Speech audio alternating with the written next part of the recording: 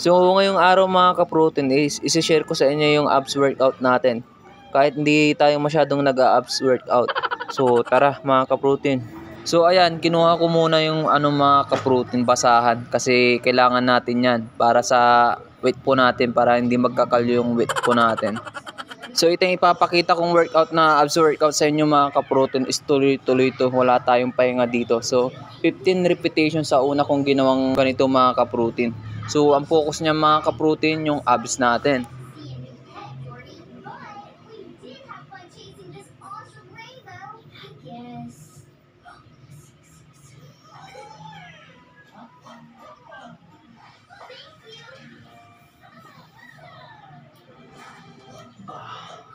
Pagkatapos natin nagawa yung 15 repetition, ito naman yung isusunod natin mga ka-protein.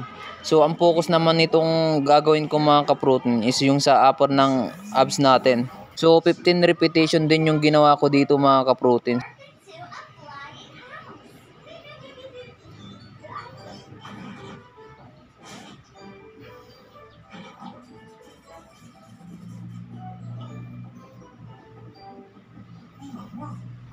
I need your help. Could you and Waffle help bring this penguin, camel, and monkey to their new homes in the wild? So try nyo tong workout na to mga ka-protein. Sigurado sasakit yung abs nyo. Tignan nyo naman halos hindi ako makahinga sa sobrang sakit ng abs ko. At pagtapos natin nagawa yung 15 repetition, ito naman na ipapakita ko ulit sa inyo mga ka-protein. So ang focus nito mga ka-protein yung sa side abdominal natin.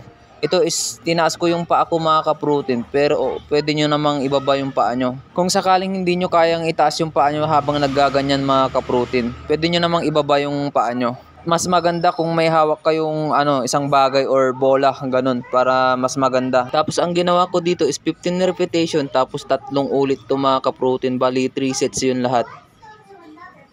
Pag ginawa nyo tong abs workout ko mga ka-protein at walang pahinga, sigurado para kayong sinuntok ni Manny Pacquiao.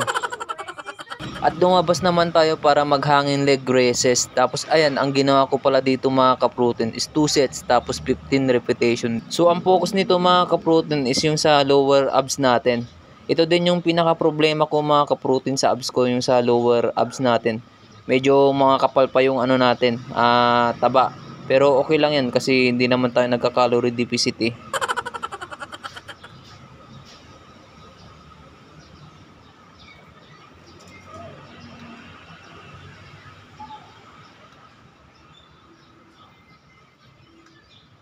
So itong abs workout natin mga ka-protein is 10 minutes is tapos na to kaagad.